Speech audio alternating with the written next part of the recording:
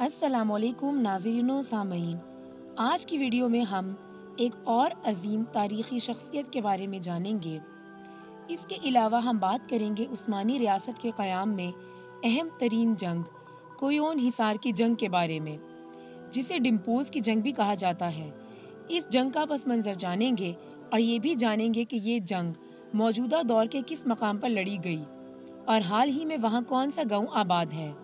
Video में आगे बढ़ने से कबल कुरुलुश उस्मान से मुतालिक एक ताज़ा तरीन इत्तला देती चलूँ, जिसके मुताबिक प्रोड्यूसर महमद बोजदाग ने ऐलान कर दिया है कि अब ये उस्मान गाजी के मुतालिक ड्रामे का आखिरी सीज़न होगा।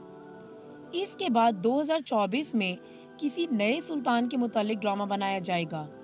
महमद बोजदाग ने अभी इस सुल्तान का नाम बयान नहीं किया, ताहम अंदाज़ा है कि ये सुल्तान ओरहान गाजी के मुतालिक ही होगा।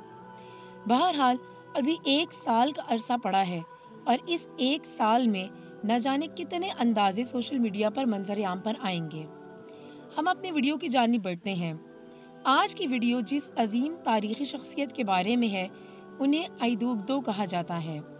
आइदोगदो उस्मान गाजी के बड़े भाई गुंदूज के छोटे बेटे थे। आइदोगदो बे की तारीख़ पैदाइश 1284 से 1287 1284 से 1287 के दरमियान बताई जाती है। आइदोगदो बे को बचपन ही से उस्मान गाजी की खसूसी शफ़क़त हासिल रही। उस्मान गाजी ने उन्हें बसाते खुद जंगी हिकमत अमली और सियासी दावपेच सिखाए। आइदोगदो ने अपने चचा के सिखाए गए उलूम पर इस तेज़ी से गिरफ्त हासिल की कि अपने लड़कपन के दौर में ही इन्हें सल्जूकी सुल्तान के पास सफ़ीर की हैसियत से जाने का एजाज़ हासिल हुआ। 1302 में उस्मान गाजी ने अपने जांबाजों के साथ मिलकर बाज़ंतीनियों के खिलाफ एक अजीम जंग लड़ी, जिसमें बुरसा के गवर्नर के साथ उसके कई इत्तेहादी भी शामिल थे।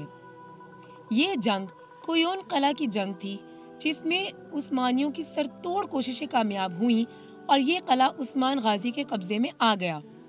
इस जंग में आइदोगदो बे ने अपनी उम्र के एतबार से कई गुना ज्यादा बहादुरी के जौहर दिखाए, जो एक 17 साल लड़के के बस से आम तौर पर बाहर होते हैं। कोयोन हिसार की जंग का पस मंजर कुछ इस तरह से है कि बैफियूस के बाद तुर्की गाजियों ने अनातोलिया के बाज़ंतीनी इलाकों पर हमले करना शुरू कर दिए। बाज़ंतीनी बादशाह आंद्रोनिकोस, जिसे हम में से कई अफराद कुरुलुश उस्मान के सीज़न 4 में देख चुके हैं, उसने मंगोल अलखानी सल्तनत से इत्तेहाद किया और उस्मान गाजी के इलाकों पर अपनी फौज के हमरा हमला करने का इरादा किया। 1303 के मौसम बहार में बाज़ंतीनी अफवाज ने जीनी शहर की जानिब पेशकदमी शुरू कर दी। जीनी शहर बुरसा के शुमाल मशरिक में वाक़ था। उस्मान गाजी ने इन्हें डिम्पोज़ के मकाम पर शिकस्त दे दी। जिस मकाम पर जंग हुई वो मकाम आपकी स्क्रीन पर चल रहा है। बाज़ंतीनी अफवाज इन 3 मकामात से इकट्ठी होकर हमला करने आईं।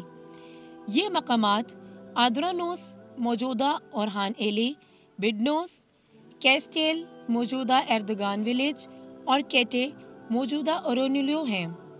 15वीं सदी के मौरख आशिक पाशाजाद ने, जो उस्मानी तारीख के अहम तरीन मौरख समझे जाते हैं, अपनी किताब तवारीख़ आले उस्मान में इस जंग को तफसील से बयान किया।